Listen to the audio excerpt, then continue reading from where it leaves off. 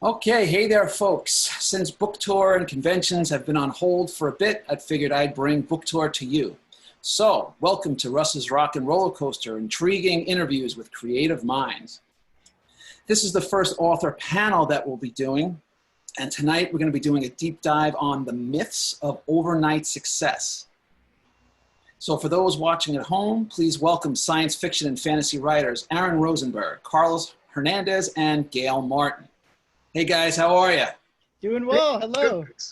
Good. Great. I'm really psyched to have you guys on here. So before we dive in, Aaron Rosenberg is an award-winning #1 best-selling author. He has written original novels and short stories, tie-in fiction, children's books, educational books, role-playing games, and is a founding member of Crazy 8 Press. Carlos Hernandez is the author of the Pura Belpré award-winning Sal and Gabby Break the Universe, its sequel, Sal and Gabby Fix the Universe, and the short story collection, The Assimilated Cuban Guide to Quantum Santeria. He is also a CUNY Associate Professor of English and a game writer and designer. His latest project is a tabletop role-playing game that he is co-creating with his wife, writer C.S.E. Cooney. And last but not least, Gail Z. Martin, who writes epic fantasy, urban fantasy, and steampunk for Solaris Books, Orbit Books, Saul Publishing, Saul Publishing, Darkwind Press, and Falstaff Books. Series include The Chronicles of Necromance, I apologize for that. There we go. Necromance, The Ascendant Kingdoms, Assassins of Landria, Deadly Curiosities, and Night Vigil. As Morgan Bryce, she writes urban fantasy and paranormal romance. Gail is also the founder of Hold On to the Light blog campaign and runs the Supernatural TFWNC Facebook group. Woo! Okay, so where are you guys tonight? Like physically? Yeah. So yes, Aaron, where are you? I'm in my basement. I'm in Woodside, Queens, New York. Woodside, Queens, and Carlos? I am in Queens as well. Nice. And Gail, where are you? I'm in Charlotte, North Carolina. All right, and I'm in Essex County, New Jersey. So we got a bunch of East Coasters over here. All right, so for those of you who are watching at home, feel free to send me questions in the chat box throughout the hour, and we'll get to some of them at the end of the show. All right, let's jump in. All right, let's face it, being an author can be loads of fun and quite satisfying, but it's far from easy. It's a passion for us all and a career to varying degrees. But as we make our way as authors, there are myths, some accurate, some less so, about what it takes to achieve success and what that even means. So let's dive in here a little bit. Before we can get into the myths, I think, of overnight success as an author, what does success even mean to you? So Gail, let's start there. I think that it's a great place to start because success is a very personal definition and it doesn't mean the same thing to each person. For me, it meant the ability to make a living writing books. And so that was always my goal with it. And I've been very, very fortunate to make that happen. But there are a lot of people who never intend to give up their day job. They don't want to give up their day job. They don't want the stress that puts on their writing output. And that's perfectly fine. And there are other folks who just want to write for their friends and they don't care if they ever make any money off it at all. And maybe that's fan fiction, or maybe it's just something they share with a small group. And that's cool too. So I think that a lot of times when we talk about overnight success, we're measuring it by that traditional publishing yardstick that really isn't even functional anymore the way it used to be. So I think it means a lot of things to different people. Right, so Carlos, what about you? I mean, I agree with everything you're saying, Gail. It's certainly a personal thing. Carlos, where do you land on it?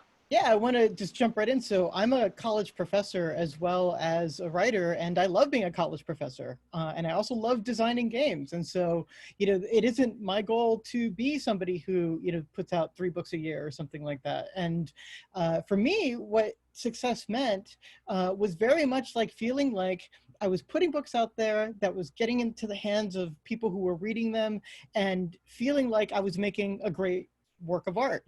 For me, I really wanted, this is pompous as hell, but I'm just going to say it. I want books to outlast me. I want to write a book or more than one book, that outlasts me. And, if that means a different trajectory, that's fine. But, measuring by marketing standards that other people set is like a guaranteed way to be disappointed in life. So Aaron, I mean, you and I, we collaborate quite a bit, and you do things off on your own, and you write more than any 12 human beings can reasonably do. So what about you? What's success to you? Yeah, so I think that Carlos really touched on part of it for me. I think for me, the real yardsticks are when I knew that anything I wrote could find a home. When I felt that I'd reached the level not only of my own skill, but also of exposure and reputation, that any book that I wrote, I could find some publisher who was willing to do it with me, or else had the capabilities to do it myself. And then the other side of that is the readers, is really knowing that any book I write, and a lot of this comes from the conventions, because that's where we encounter people directly, and we have that experience that we don't get through all the numbers that you see through spreadsheets and things. But, the point where people would come by, look at a book and say, oh, right, okay, I know your name, or, oh, I read one of your books last year, that was awesome. That for me is success. And it doesn't have to be thousands of people. It doesn't have to be millions of people. It's not about the numbers. It's not about the money. It's about knowing that what I write works for people, and that someone else besides me is going to enjoy that and hopefully share it with them.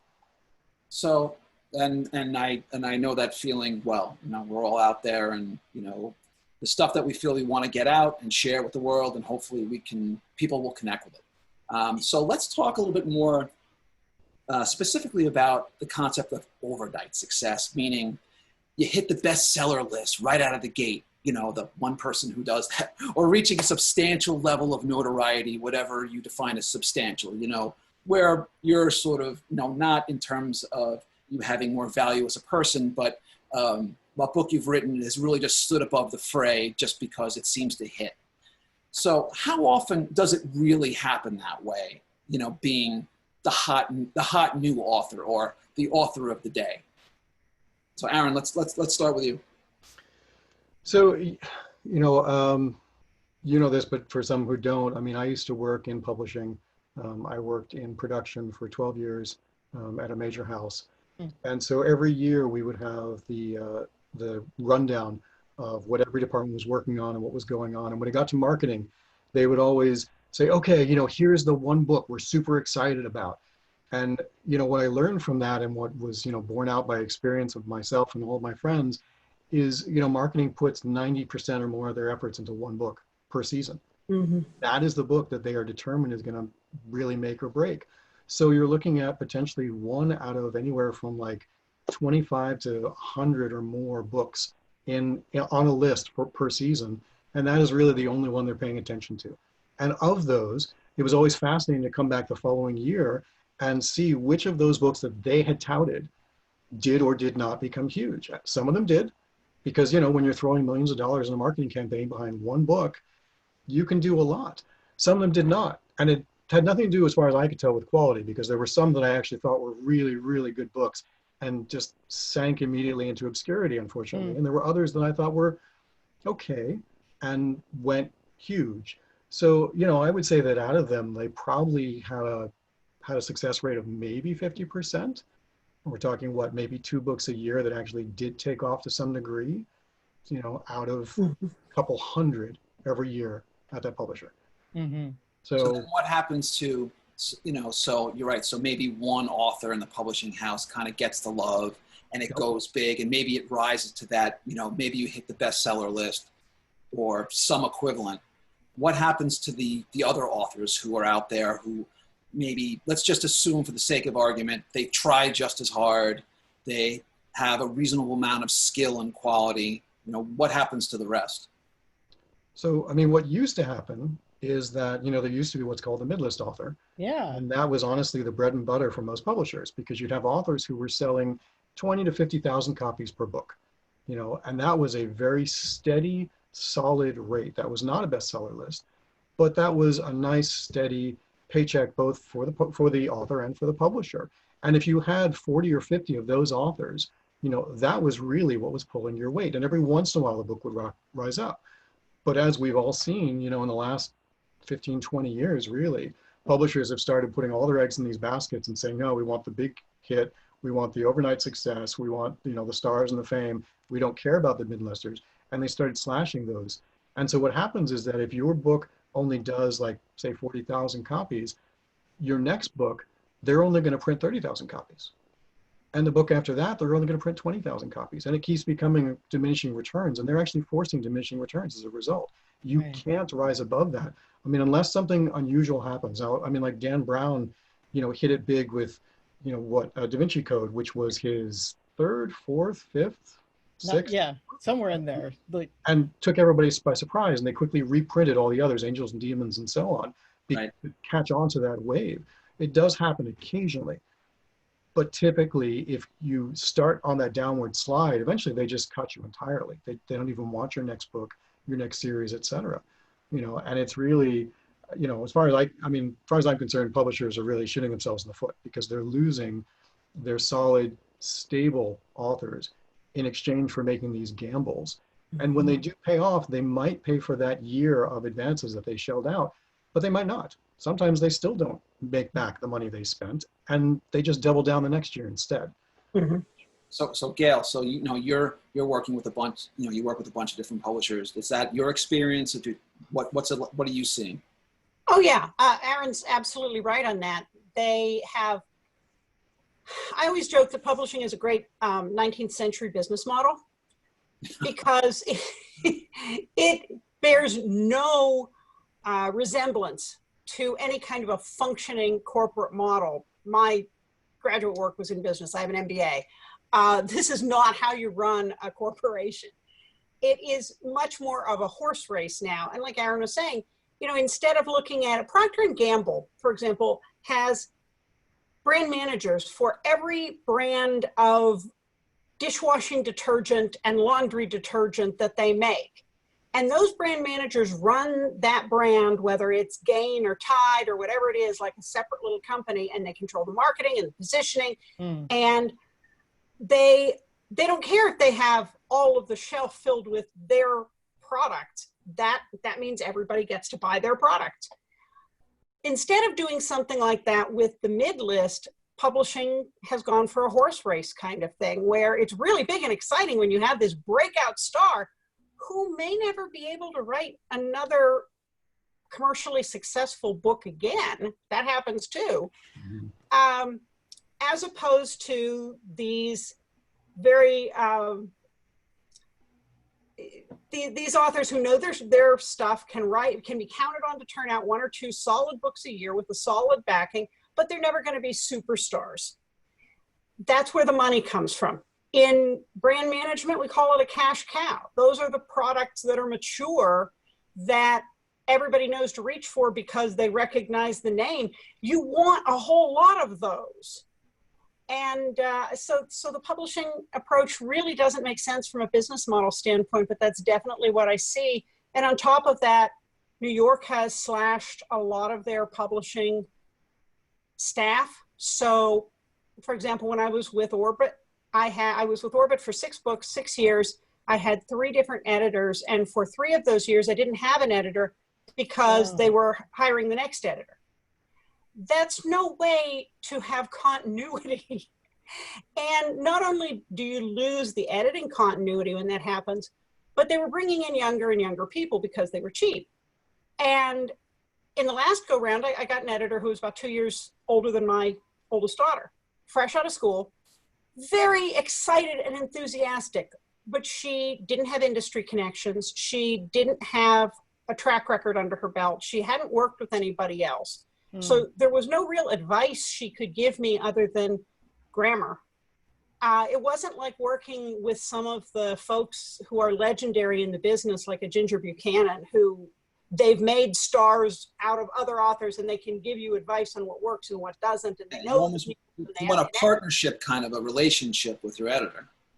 Yeah, that mentorship isn't there anymore because it's such a revolving door on the editorial side. And so it feels much more with the big houses, much more like the type of corporate owner that just kind of wants to get all the profits out but doesn't want to reinvest.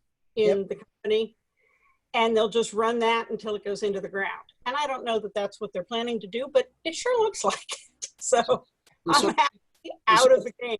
So it sort of feels like, and I think we've all seen it, I know I've felt it myself to different degrees, that I'm talking more broadly, that in the publishing world, either you're a superstar or you're a nobody. Mm-hmm. That's sort of, you know, the equivalent of the middle class has just been sort of decimated. You know, if the big houses sort of are looking for what they perceive to be as a sure thing, which of course there is no such thing as a sure thing, but they're banking on that sure thing. And if they don't think you're that sure thing, it sounds like you don't get the shot to be the sure thing. I don't even think it's a sure thing. I really do think that there is a gambling mentality here in terms of, right. I think they love the excitement and the uncertainty of throwing everything behind this one horse. Right. And is it, you know, will it, won't it? Is this going to break big? It's that gambler imperative mindset, right. Which is not a business mindset. No. They're very much in love with that adrenaline rush. Yeah, they're junkies, right? Take off, it's big. But yeah, it is much more like gambling. Well, it's interesting, you know, that when you phrase it that way, because I can sort of, you know, you sort of see it as the, you know, you want to, I could see some people wanting to be able to say, I pulled this kid, I pulled this writer out of obscurity. Nobody knew, I knew, and they rose to the top because I was the engine behind that car that crossed the finish line. It was all me and I did it. But right. And that thrill must be intoxicating. Although, as with most intoxications, that hangover's got to be well, you know.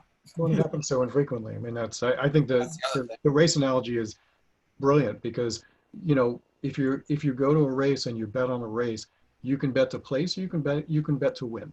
And if you bet to place, you've got a pretty decent chance of actually making your bet, which means you'll make your money back. You might make a little bit more, but if you bet to win, if you win, you make a whole lot more. Of course, if you don't win, you don't get anything. And that's what they're doing. They're all betting to win. They gave up on betting to place. Those were the mid-listers. Those were the cash cows, the nice, steady suppliers. They gave up on that. They just want to bet to win. Right, in gambling. To the stockholders, it looks good to them. It looks good to, like you said, you know, they can say, look, I'm the one who brought this one in. You know, and they're not even good gamblers because in gambling, like a professional gambler looks at the vigorish. That's the cut, you know, the chance of getting return. And right. you never play roulette because roulette has terrible vigorish, you know. if you're perfect in blackjack, you almost but not quite get even, you know. And so the thing is like it's gambling, but it's even bad gambling, you know. It's right. Like it's drunken Las Vegas. They'll give you the drinks for free because they're making it back every bet gambling. Right. And you know, I guess it's funny too, because when we talk about like our benchmark for success, so I mean, Jen and I used to go to Vegas every year because we would go for a trade show for role-playing games, and we would then hang out with friends and things like that. And we'd go out and we'd gamble in the evenings, and we've been back a few times since then, just us. And my approach to gambling is I play the penny and nickel slots. I put in like 10, 20 bucks at most. I'm very careful about what I put in. I don't go to the bank machines ever. Like if I run out of the money that I brought to gamble that night, I'm done. And I play to have fun. I play to stay there for a while, to enjoy the fun bonus screens and things that you get, to get the free drinks, you know. And I guess, I mean, that's kind of in a way my approach to writing too, right? I mean, I don't write looking for the big giant lottery payout. If I get it, I'm certainly not going to turn it down. That's great, right. You know. But I play to enjoy myself. I write to enjoy myself. You know, I write what I hope other people will enjoy. And my goal is to write something that's fun and enjoyable and that people come away from that going, that was a good time. I liked that. I'll pick up the next one because I enjoyed that one. I don't need it to be the big, you know, giant coin spilling everywhere.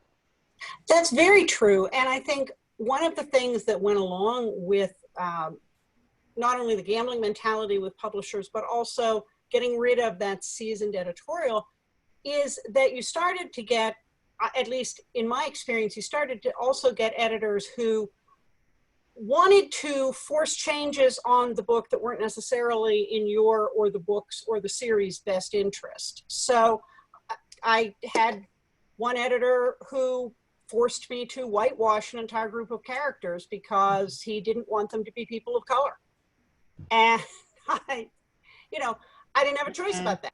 And I deeply resent having been pushed to do that. And that's one of the things that is so freeing about moving out of that world into working with progressive small presses and self-publishing, which is where we are now. My backlist is with the big guys, but everything we're doing now is with Falstaff and Audible and self-pub, is that you not only have the creative freedom, you also don't have anybody forcing you to make changes on your work that violate the work. Right. So actually, I wanted to sort of get into that. So, since we all define success differently, well, first, before we get into that, I want to back up just a little bit. So we talked about, this notion of overnight success, right? So since we define success individually, how long for you, does it take to sort of whatever your personal definition of success is, how quickly or how long does it take to achieve even that level? Or do those levels of success, do they go up and down? Are they static? What's the lifespan of achieving success or reaching that level that you consider success for you? So Carlos, what about you? So if I understand the question correctly, you're saying sort of like, once you succeed in a project, how long until you have to write another book before you feel successful again? Or not necessarily. So okay. We've all sort of defined success a little bit differently for ourselves. There's no one definition that says this is success and that isn't, right? We are all different. And whether it's if it's a project by project, or it's a career, or it's just your process, however you define it. We're talking about the idea of this myth of overnight success, right? There's very few of that quote unquote flash in the pan. You show up, you're a rock star. It happens, but it's rare. Right. However you define success for you, was it overnight? Is this a process? Did it take minutes, days, months, years? Yeah, so it's like I achieve success and immediately try to succeed in a different kind of way. So my short story collection, the Assimilated Cubans Guide, came out in 2016. It was a collection of short stories. I felt really good about it. I felt like, okay, I've got a book of short stories out there now. If I die tomorrow, at least this exists in the world. But then because of that, the editor at Disney Hyperion came to me and said, hey, have you ever thought about writing a middle grade book? And I just want to say that everything that has been said about publishing is like 1,000% true. Gail and Aaron, you're totally right. But there are oases, and Rick Riordan Presents is this tiny oasis inside of a huge conglomerate. It really is, though. So I have an extremely seasoned editor, Stephanie Lurie. Like, she can edit me forever, and I will be forever happy. The book that I generated was definitely the book I wanted, and they worked with me with all my strangeness. So, I feel like finding an editor like that is definitely like a success. I feel like now I've been put in front of this industry scion who is so good and makes me a better writer. That felt like a success. And now, so like, and then there are things that you just don't even know. So my book features a middle grade character who's a type 1 diabetic, among other sorts of intersectionalities. And I was able to go to an Eli Lilly conference where I was able to sign like 500 books for 500 type 1 diabetic kids who had never seen a protagonist who wasn't a self-pitying protagonist have an adventure. And talking with that huge line of kids was a success I never even imagined, that I didn't even know I needed. So I think, what I would say about successes in writing is that if you are being put in positions where you're getting successes you didn't even expect, that's a good success for me. That's always, I find that's a thrill. You can get such energy and that rush when whether it's a turn of phrase, you write something, a character shows up out of nowhere. I remember I was writing my first book, Finders Keepers, and I wrote, she didn't trust Brigsby. And I just said, Brigsby? Who the hell is Brigsby? And he turned out to be a major character over 3 books. And it was just sort of a thrill, regardless of how the book sold or didn't sell or when they up or down. the thrill, the success can kind of come sort of anywhere. So let me ask you guys. So a lot of the industry, a lot of us have either, not all, but a lot of us have shifted either to self-publishing or smaller press or indie press. So we talked a little bit about the advantages. So Aaron, you've touched base with a lot of different publishers. I want to talk a little bit about the advantages there, but also some of the challenges there as well. With working with small presses, you mean specifically? Yeah, either working with a small press or doing self-publishing. You know, there's pros and cons from your side. Oh, absolutely. Absolutely. I mean, you know, Gail's already touched on a lot of this, which is, of course, one of the biggest advantages is the freedom. You know, that it's your book, your way, really. Even if you're working with a small press, because the small presses tend to be, you know, 2, 3, 4 people, you're getting very individual attention. Right. You're getting typically very, you know, very quick responses in terms of, like, you know, most big publishers move at glacial paces, you know, 2 years from when a book comes in to when it comes out. You know, a small press, it can be a few months. You know, you're really in charge of the way your book is going to look and feel, and the way it's going to be received, the way it's going to be read, you know, and that's tremendous. I mean, that's really just an amazing thing to be able to get out of it. You know, the other big pro that a lot of people don't realize until they get into it, especially a lot of people who've been published traditionally, is the money. Because, you know, and I think what most of us who have transitioned to being hybrid or straight up just self-pub or small press have realized is that, you know, you're getting a very small percentage in terms of royalties from the major publishers. So you may sell significantly fewer books as a small press publisher, or a small press author, just because they don't have the same reach. But you are getting so much more out of each book proportionally that it really can actually add up to quite a lot more than you would have seen from a major press, especially because major presses are cutting down on the advances that they give to anybody except that small handful of people that they think are really going to go, you know, go to the top. You know, but there are drawbacks. You know, there are certainly some cons to it.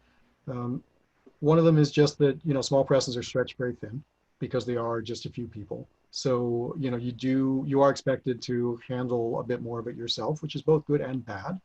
You know, I mean, any small press worth its salt is taking care of your editing. They're taking care of your proofreading. They're taking care of your cover. They're taking care of your production, you know, but not only do you have more input, sometimes you want to have more input, you know, because sometimes you get fantastic covers from a small press, and sometimes they need a little bit of expert help, you know, especially if you're a seasoned author and you have a decent idea of what goes into a good one.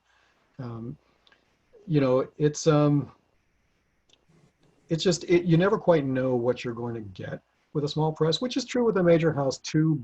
But I think with a major house, you know, like Carlos, you know, was incredibly lucky to have an editor who has this long and impressive pedigree. You know, you don't find that as often in small presses yet. You know, it's getting there.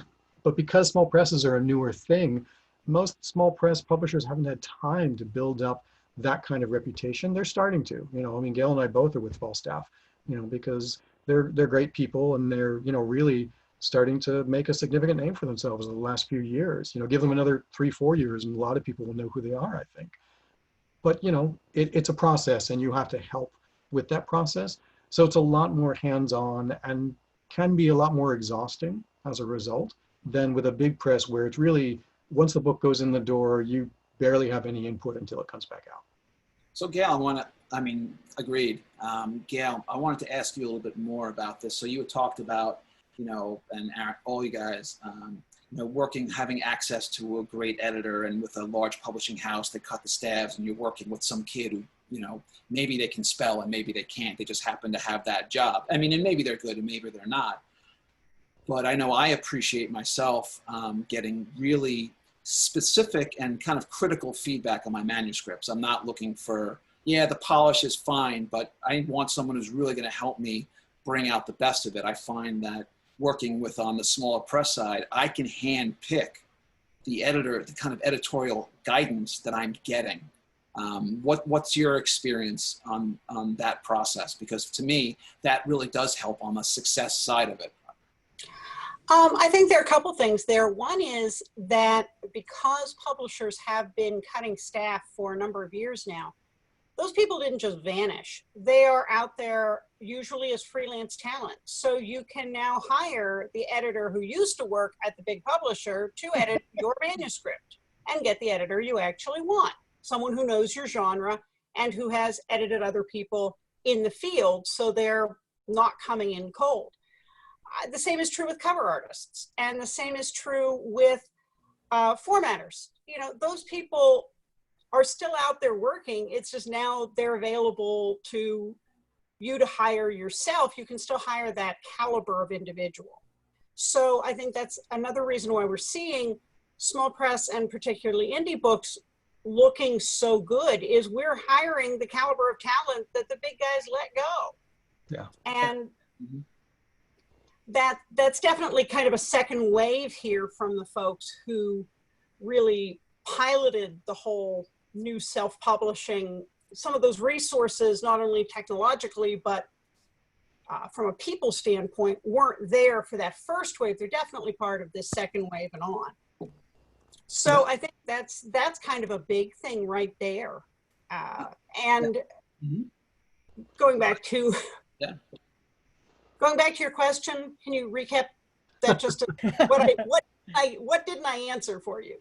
Well, so ultimately, you know, so I was just trying to get at, as we're talking about how we define success and how we achieve success and sort of what's real and what's not, I think what we're seeing, it sounds like what we're kind of collectively saying is that over time on the smaller press and on the indie press side, that having a successful book, you know, meaning it looks good, it's professional, the design is good, the editing quality is much stronger than they've been, that now, you know, if you went back some years ago, and you could probably talk about it more than I could, that, you know, a small press or a self-published book, you know, even 10 years ago, you know, it was almost a dirty word to say that you were self-published. It was sort of like, you know, it was shameful. You had to hide you were hiding in your basements, but pretending that you were that you were pretending that you weren't self-published because you used some vanity press name to make it sound like you had some big department. But now it's sort of, this is how the industry has gone, and the access to talent, right? Editors, copy editors, designers, you know, folks on the technology side allow us as authors to achieve those higher levels of success, both on a production standpoint, from a craft standpoint, even from a marketing standpoint, in ways that were not accessible to us independently, let's say, even a decade ago. And I want to come back to that overnight success piece again, because there certainly the quality of the book and being able to put it out there and have platforms like Amazon certainly help with that. But when we're talking overnight success, that book that breaks out, minus the $1 million publishing blitz that might have gone into that one book, usually when that happens, it's because the content is extremely relevant and on point. Whether it is a new book or whether it's a rediscovered book that somebody went, wow, this is like ripped from the headlines. That sometimes happens. The other thing that can happen sometimes is that somebody gets what economists call first mover advantage.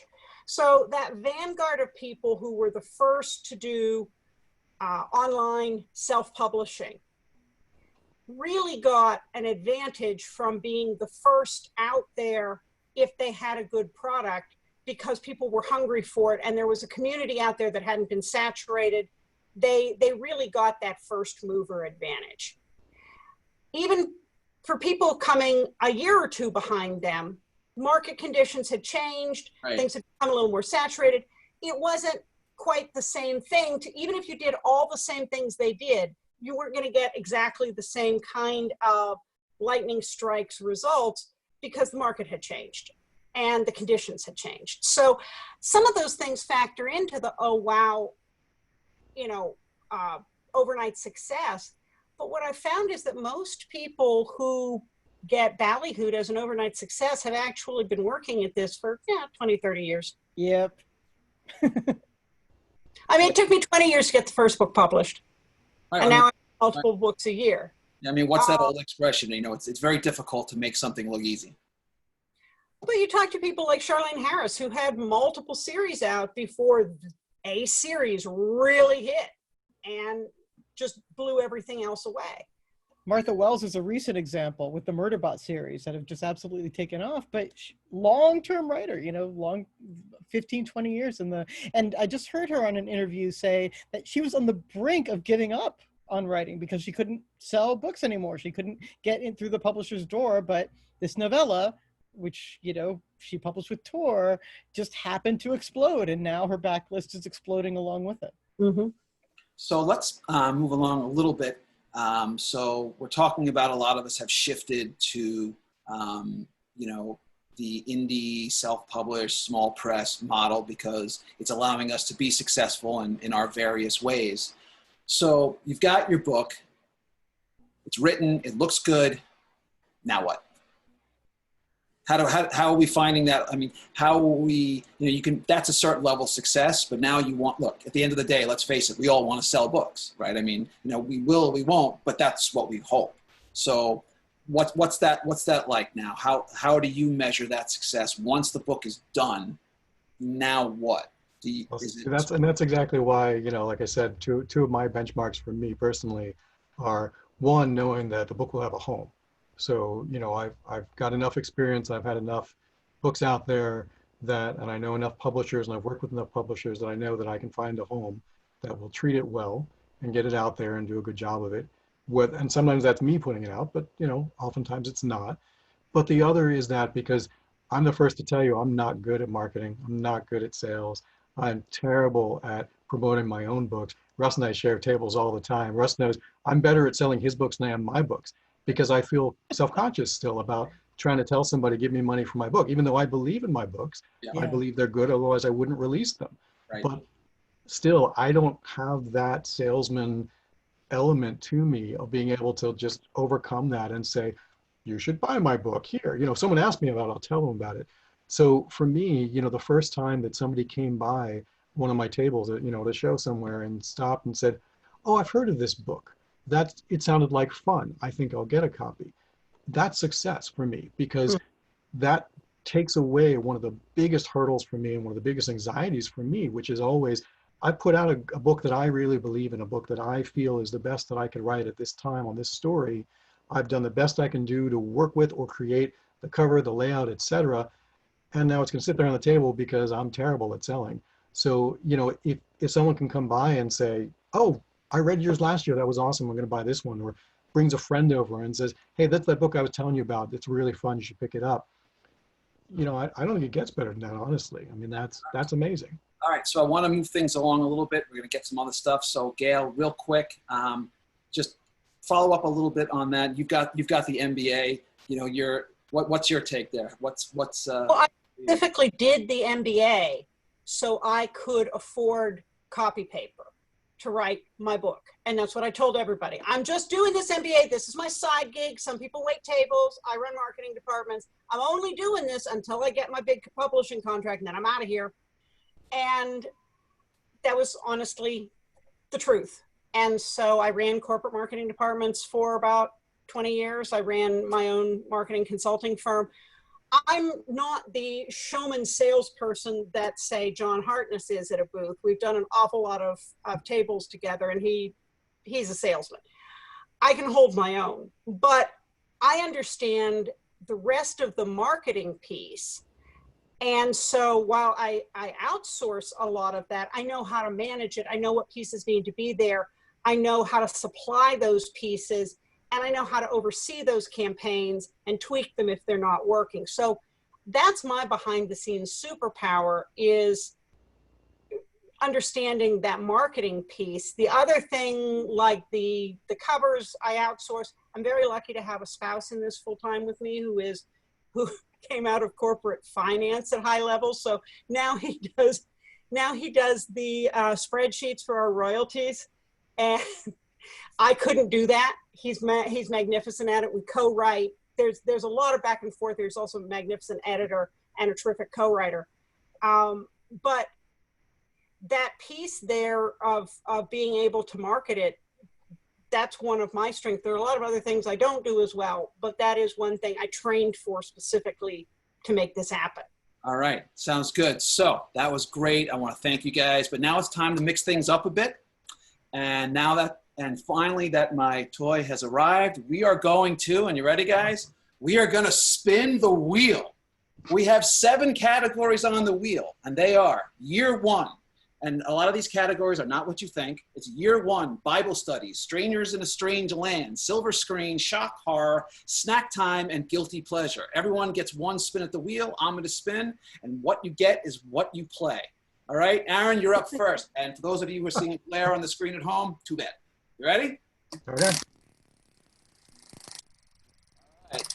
Aaron has got, okay, stranger in a strange land. So, what is one genre that you have not written in before that you want to? Boy, you picked the wrong person for that. I know. I've written pretty much every genre except for straight up military, and I have no interest in doing straight up military. I've written romance, western, superhero, action, adventure, thriller, mystery, spy, science fiction, pretty much every stripe, fantasy in every stripe, horror. Yeah. Aaron, have you written the one where K-pop saves America? No, I don't do that. Sorry. Oh, okay. Yeah, that's All right. that's the one thing I want. Nonfiction. Actually, I have done nonfiction, but not lately. All right, so that was yours. All right, Carlos, you're up next. You ready? Ready.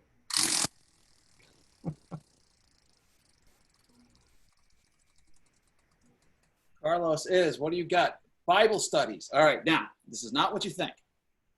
So I have mine, and I'll tell you what it is later. Is there one book, piece of fiction, that you keep on your table, on your nightstand, that you consider sort of your Bible that you go to as a reference guide when you're stuck, you need inspiration, it's your go-to, I'm stuck, oh, let me go to this book, and it gets me going. What's yours? The Brothers Karamazov by Fyodor Dostoevsky. That book is the most complete object in the universe. In it, you can perform rhythmomancy on it. Open to the page and answers will be revealed. So this, for me, it's actually The Stand by Stephen King. Okay, yeah, right on. On the list, I love it. All right, Gail, you ready? I'm ready. New car. Ready? And for Gail, No whammies. all right, year 1. All right, so what this means is if you could pick one author throughout history, past or present, where you would fall under their, as an apprenticeship for 1 year, you do what they say, they help you, they train you, you learn from them, you help them with their stuff, they help you with yours. 1 year unpaid, but you get to learn who's that author and why. Oh, probably Mary Shelley, because she ran with a really fun crowd. It would never be dull. There would be lots of inspiration. I mean, there would also be lots of cocaine and other substances, but there would be lots of inspiration. Feature, not bug. That's inspiration, right? And, there'd never be a dull moment. So yeah, the mother of science fiction. I'll take that. All right, that was great. Okay, so we're all in the business of writing, so we're going to go to our advice column. So we're going to go down the line. Aaron, we're going to start with you. What is the best and the worst writing advice someone ever gave you in terms of how you can achieve success for yourself? I'll start with the worst advice somebody ever gave me. And I've gotten this plenty of times from all kinds of editors, publishers, agents, etc. Pick one genre and stick to it. And you know, that works for some people, it doesn't work for me. I write anything and everything, and I live to jump genres and, you know, change things up, and I would be bored to tears writing one genre forever and ever. Best advice somebody ever gave me, you know, honestly, the advice that I come back to the most often and that I've repeatedly brought up on panels all over the place is, you know, Fred Pohl's advice on how to write. Fred Pohl said there are 3 ways to write. There's inspiration, there's desperation, there's sanity. You can tell which one he likes. Inspiration is you wait until the muse strikes, and then you sit down and you write like mad until the muse goes away, and then you're stuck. desperation is you sit around and do whatever, procrastinate until you're right up against a deadline, and then you write like crazy until you crash through it. Insanity is you set yourself a goal and you sit and you write and you hit that goal, whether it's every day, whether it's every hour, whether it's every week, whatever it is. For me, when I'm on task for a book, it's a chapter a day. And if I'm on a book, I write a chapter a day. Sometimes I do 2. I never do less than 1. And, you know, that's just the way to get through things for me. And it's worked for me for, what, 15, 20 years now. So. All right. Those are good. So, Carlos, what about you? Best and worst. Yeah. So let me start with the best. I had a poetry teacher in graduate school who told me that you were your first reader. And I have been coming back to that again and again, because, you know, what he was saying was that if you are making yourself laugh, if you are feeling, you know, expanded by your own writing, if you are feeling that, then what a huge surprise it's going to be for the reader who didn't even know where these words came from. So treating yourself as that first reader and encountering your work in that kind of way, it's like, I'm not here just to generate it, I'm here to enjoy it also. That has made even writing easier, because at that point, it's not so much like writer's block when I encounter a stumble. It's more sort of like, what thing am I going to do right now to delight me? How am I going to delight myself right now? And I'm a firm believer in delighting myself first. In terms of worst advice, I had somebody in the not too distant past tell me that, you know, if it's a kid's book, you never write more than 70,000 words. And it's just nonsense. Not only is it nonsense, like I knew it was nonsense when I heard it, because the person for whom the press is named that under which I'm writing right now regularly writes 120,000 word books for children, you know? And so, you know, Rick Riordan, bestseller, he just had his 10-year anniversary on the bestseller list. So there's one way to measure success. 10 years on the bestseller list. He writes these enormous books that absolutely fly in the face of that kind of advice that sounds like it might make some kind of sense and is absolutely wrong. It's deadly advice because of that, because it does what you were talking about in a different way, Aaron. It limits you in artificial ways. Yep. All right. And Gail, so you're up. Best and worst advice.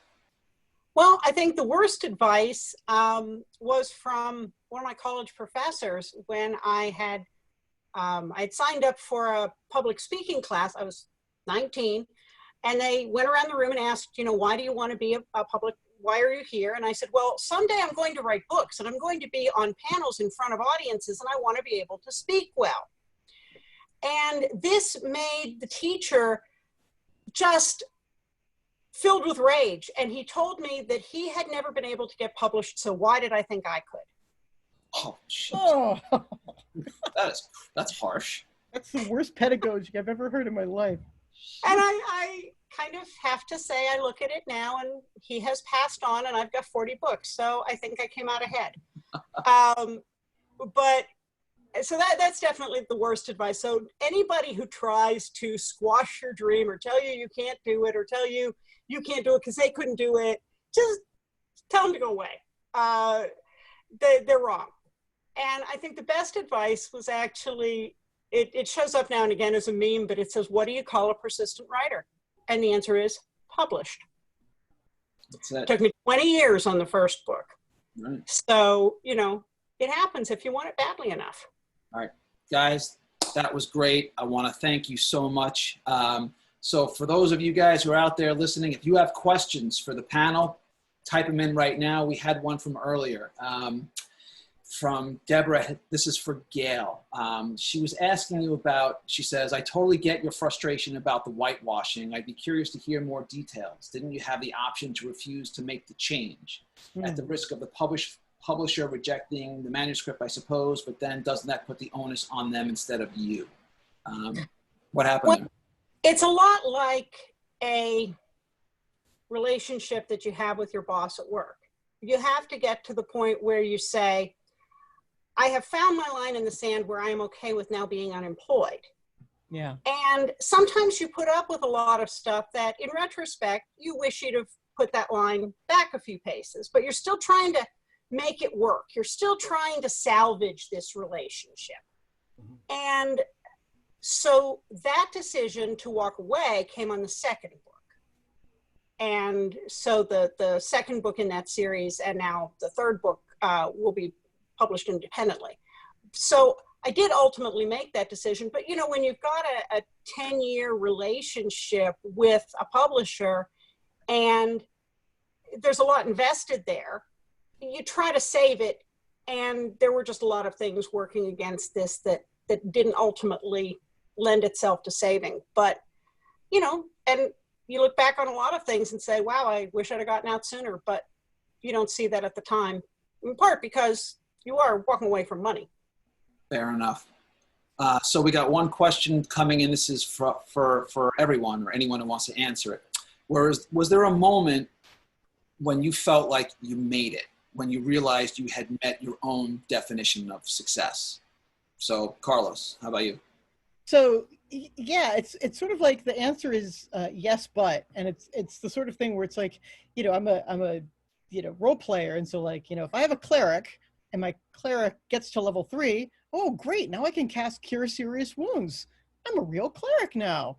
But there's still level 4 and 5 and 17 and 31 to make. And so to me, it's just sort of like you make things and then you set goals to make other things. And that's one way that I keep writing. So another one has come in, and Aaron, I'll leave this to you since you're probably one of the most generous writers that I've met in terms of community. And I know we've talked about this over time. I mean, that's how I'm here. Aaron and I met at PhilCon about 10 years ago. He just came up to my table and we started chatting and just realized that we both were writing sci-fi comedy, had 2 kids, lived in Queens. And we're like, okay, this is weird, but okay. Do you have any advice for new writers about how to build a writing community? You know, I mean, it's funny because, I mean, my advice would have to change given the world we live in now, because the thing that I used to say most often was go to cons. Yep. You know, cons are where you meet your people. That's where our tribe is.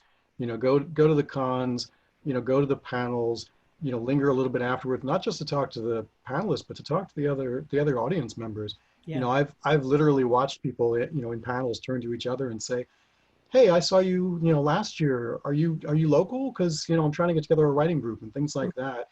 You know, go to the bar, the lobby, you know, just talk to people and get to know them. You know, now, I mean, the nice thing is that we have, you know, these virtual versions of it. You know, Gail's, you know, heavily involved in at least one of them, 2 of them, I think, right, Gail? Oh yeah. You know, and you know, I've been pulled into one of those a little bit. You know, we did a great launch party thing. Was it last month already at this point? It was last, done a yeah. couple of panels for it too. Yeah, you know, there's a lot of virtual conventions going on right now, but it's a great place to meet a lot of other people who share the same sort of interests and have the same sort of you know, goals as you do. And you know, it does wind up being, you know, I think this has to do a little bit with our levels of success. You know, it really helps to know people who are both at your level of success and above your level of success, and even the people below your level of success. That's really paying it forward at that point. But, you know, you don't want to surround yourself just with the people who are exactly the same level you are. You know, get some people who, you know, are willing to help mentor, and then share that with some people coming up behind you as well and bring everybody in, you know. And yeah, I mean, that's how the great thing is that our community, like this genre, is so welcoming and, you know, so open. You know, and I've seen other communities that are not anywhere near this generous, and it's just an amazing place to be. So, you know, I think if you look for it, it is definitely there. Agreed. And, you know, I love being out there on book tour as much as you guys do. And I very much look forward to when we can get back out there. And when we do, I'll be with you guys again, as always. All right. So before we wrap up, so for you folks at home, this is our shameless promotion segment of the show. So go ahead. Tell us what you got, Aaron. What should folks be looking out for from you? So probably the biggest thing right now is my Reliquant Chronicle series from Falstaff Books, Bones of Empire, Trails of Bone, and the latest one, which is Crossbones. This series I describe as Crouching Tiger, Hidden Dragon meets Game of Thrones. Awesome. Carlos, what about you?